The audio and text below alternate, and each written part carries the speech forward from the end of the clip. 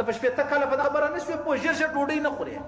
ژر ژر شوروا نه خورې ژر ژر د شړومبو غړپونه نه کوې او سجدې ژر ژر کوې ولې هلته چې کښېنه زه سپین ږیری یم ما ته څه داسې بیا مالګه شی را پوخ که ما ته څه داسې بل منګه شی را پوخ که دلته په لمانځه کې ستا او د کشري شیطان فرق ستا ستا که نه سته د الله رسول فرمایي لمونځونه به کوي داسې وخت به راشي عمر بیا شپېته کاله یې ټکی بیا نه ایسته ټکی بیا نه ایسته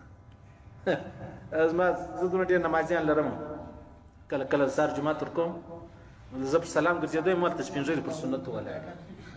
موږ یې درته هغه د مولا بزدګر الله دې جنت الفردوس نصیب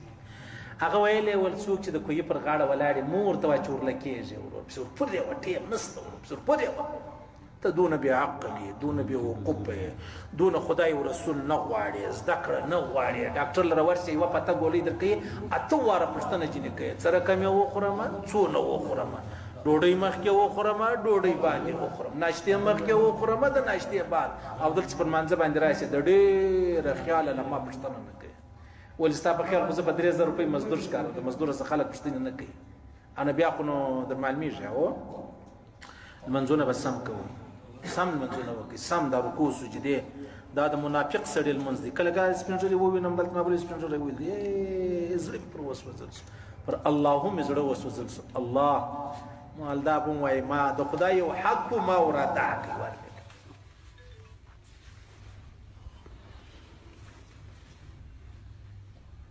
سهار څه وخت راشېدې دفتر څه وخت راځې 9 بجې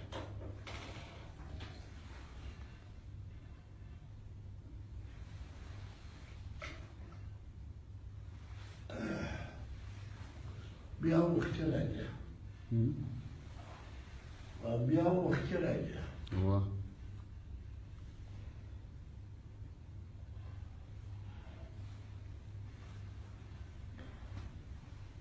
شفیق ته پارم دعا وکړه